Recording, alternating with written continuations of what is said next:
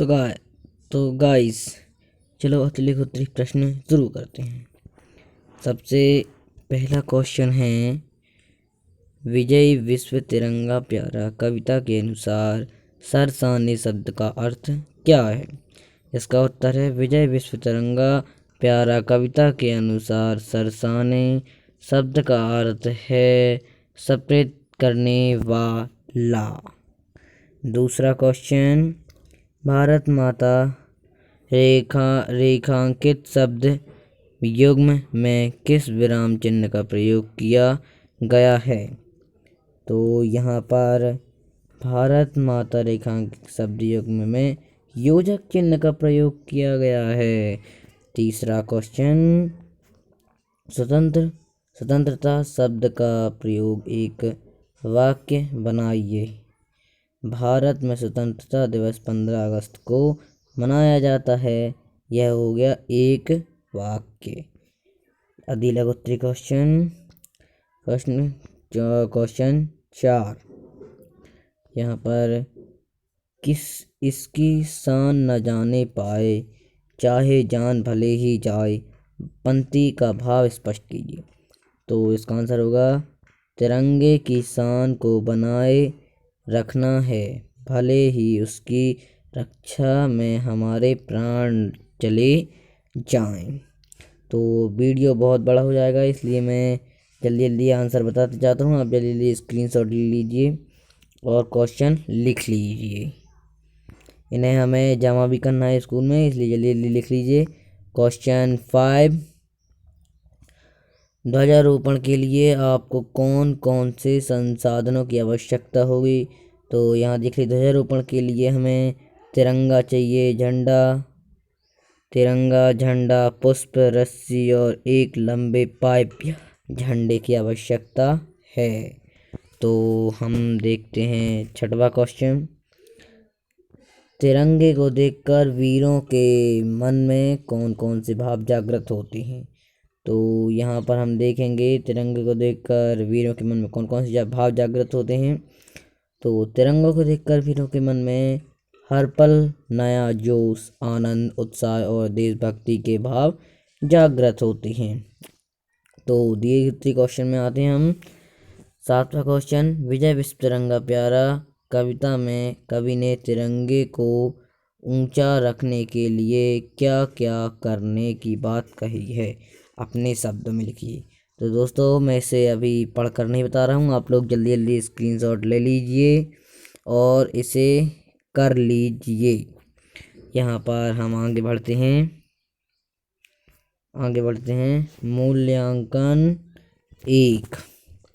तो यहाँ पर सबसे अतिलक उत्तरी का पहला क्वेश्चन 8वां, सुधा शब्द का पर्यायवाची शब्द लिखकर बताइए। सुधा शब्द का पर्यायवाची होता है अमृत। इसका एक वाक्य प्रयोग, देशभक्त ने हमें स्वतंत्रता स्वरूप अमृत प्रदान किया है। 9वां, तिरंगे के विषय में जानने के लिए आप कौन कौन से प्रश्न करना चाहेंगे? कोई 3 प्रश्न बनाकर लिखिए। तो यह स्वयं की समझ से लिखना है। और इसमें बताता हूँ, तिरंगे में कितने रंग होते हैं?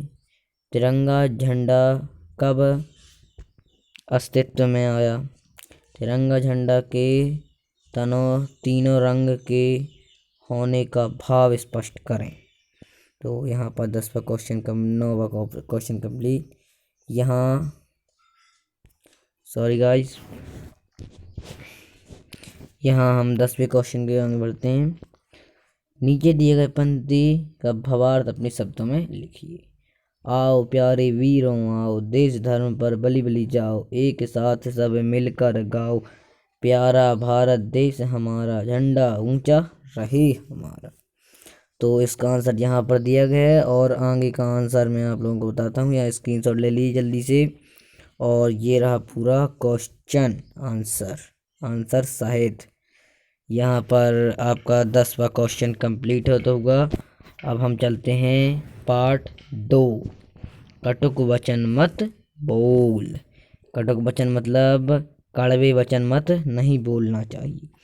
पहला क्वेश्चन, कटु सत्य को प्रिय और मधुर बनाया जा सकता है।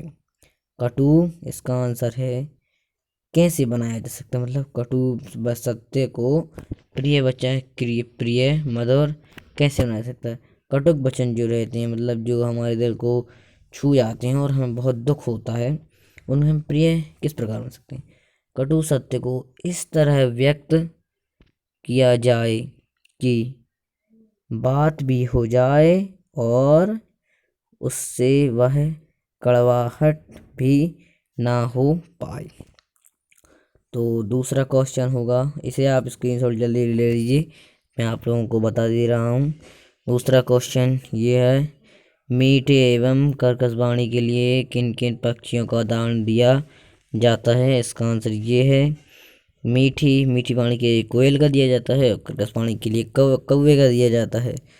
तीसरा, पाठ के आधार पर जिज्ञासु शब्द का अर्थ है, जिज्ञासु शब्द का जानने की इच्छा रखने वाला।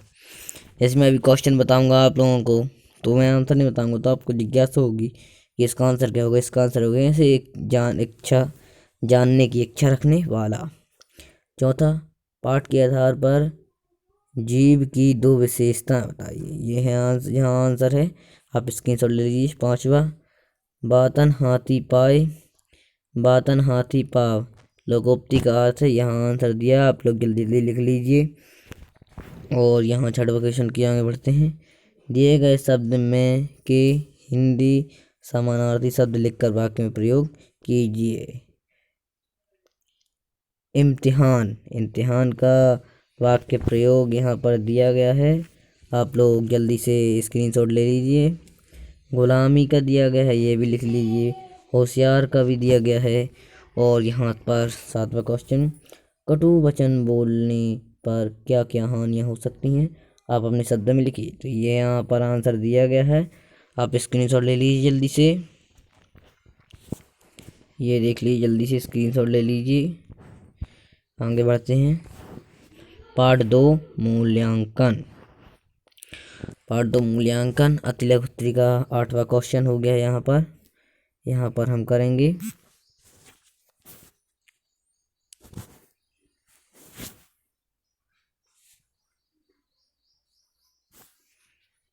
सॉरी गाइस, 8वां क्वेश्चन, पाठ के आधार पर लुकमान की एक विशेषता बताइए।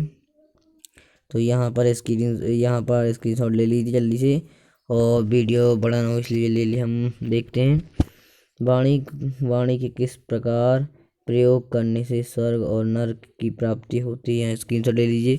10वां क्वेश्चन, निम्नलिखित पंक्ति से आप क्या समझते हैं, अपने शब्द में लिखिए।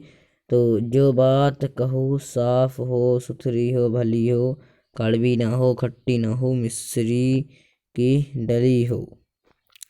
यहाँ पर जल्दी जल्दी आंसर लिख लीजिए। और यहाँ पर हमारा वीडियो समाप्त होता हुआ, अगले वीडियो में हम 3 और 4 पार्ट के क्वेश्चन और आंसर बताएंगे मूल्यांकन सहित। बाय बाय गाइस, वीडियो अच्छा लगा तो लाइक कीजिए, कमेंट कीजिए, सब्सक्राइब कीजिए। डिस्क्रिप्शन में आपको अगले वीडियो मिल जाएंगे। ये कक्षा 6वीं का वीडियो था। Bye bye.